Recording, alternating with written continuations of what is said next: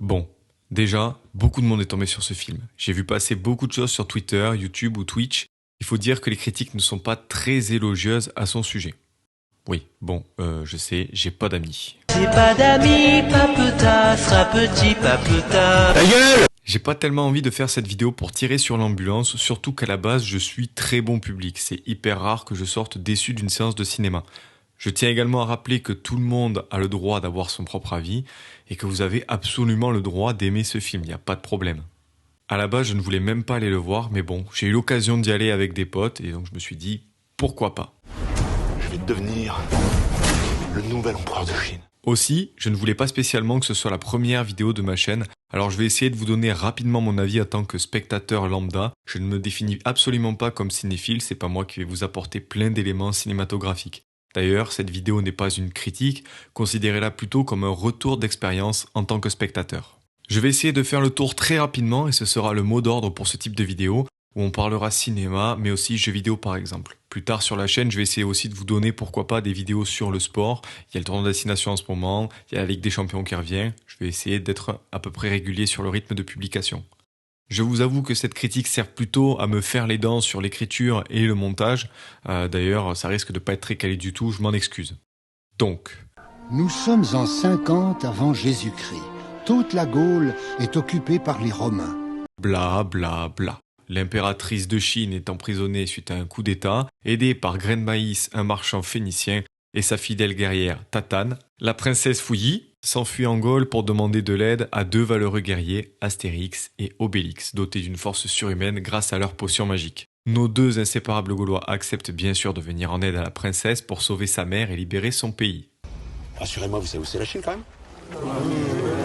Ouais. Voilà pour le synopsis, on a un petit peu tout lu, tout entendu depuis la sortie, surtout du négatif, mais au final, Astérix et Obélix, l'Empire du Milieu, ça donne quoi ?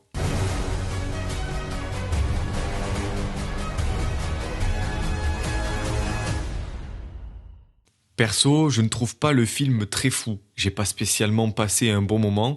J'y étais le 6 février, donc hier, le jour où sort cette vidéo, soit une semaine après sa sortie, dans une séance de 20 heures avec un petit peu de monde. Et bizarrement, la salle n'a pas été très réactive. Les gens n'ont pas trop rigolé.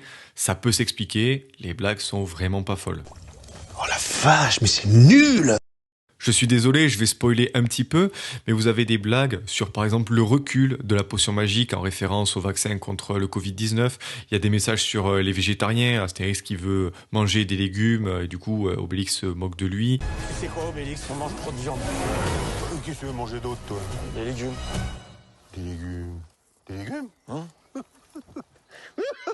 De toi, ça et des filles. Des légumes. Des blagues sexistes aussi, c'est peut-être celle qui a fait vraiment le moins mouche dans la salle, hein. Ça a vraiment laissé un gros froid. Une danseuse, interprétée par Laura Felpin, que vous avez notamment vu dans Le Flambeau, vient pour réclamer des droits pour les femmes auprès de César. Et lorsqu'elle est annoncée à César par le centurion, il demande s'il doit la faire rentrer ou s'il doit la cogner. Ravi de faire partie de cette aventure humaine. Voilà, c'est pas drôle du tout. C'est pas que c'est pas drôle, c'est que c'est pas une blague. Ils ont casé des refs pas folles dans l'histoire, par exemple le port où on retrouve Orelsan, Titanix, qui s'appelle Chicha, et donc la voix off qui est interprétée par Gérard Darmon la joue en mode Chicha. Ah, tu le dis bien. Tu le dis bien. Et en fait c'est pour reprendre le générique cinéma de Canal+. Voilà. C'est nul! J'ai plus eu l'impression de voir une succession de sketchs plutôt qu'un film grandiose pour nous conter une histoire épique et originale pour nos deux Gaulois. On sent que Guillaume Canet, Gilles Lelouch et toute la bande s'est amusé, mais ça transpire pas finalement lorsque vous êtes au cinéma. Allez, on passe vite fait aux qualités et aux défauts. On va commencer par les qualités. Voilà. Non, je suis désolé, j'abuse un petit peu, mais c'est vrai que j'ai du mal à lui trouver des points positifs pour relever un petit peu le niveau.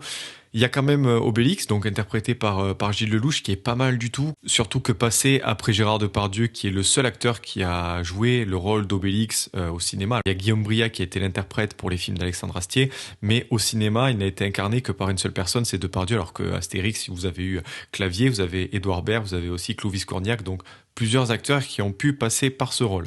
Après, dans certaines scènes, notamment au début, j'ai plus l'impression de voir, surtout d'entendre Martin de Cars plutôt qu'Obélix. Alors ça se retrouve dans l'intonation.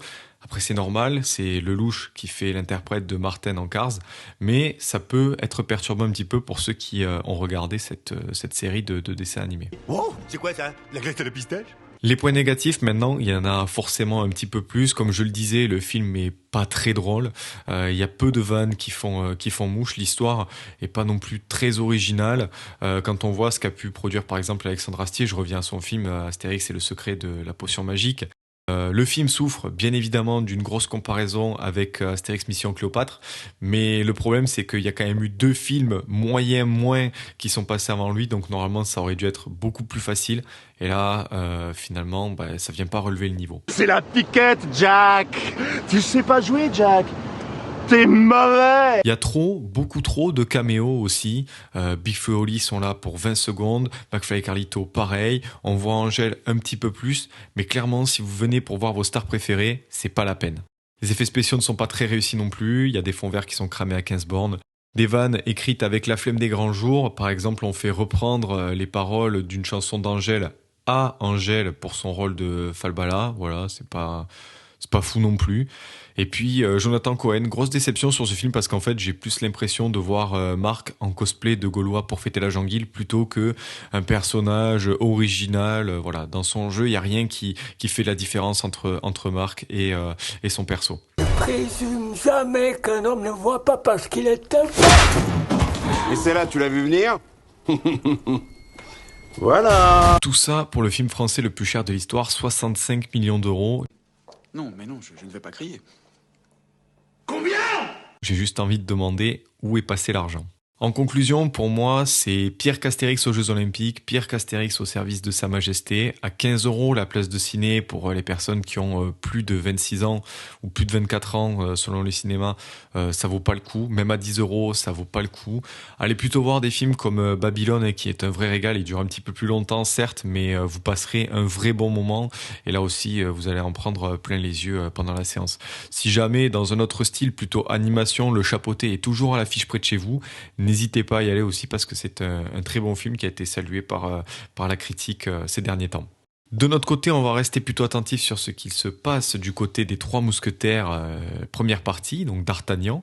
Un film français d'aventure avec un casting là aussi très étoffé et où l'équipe a l'air d'avoir bien bossé. La majeure partie du film a été tournée en France, dans des décors réels, très peu d'effets spéciaux numériques, des costumes aussi qui sont très bien. Donc voilà, j'ai hâte de voir ce que ça va donner de ce côté-là.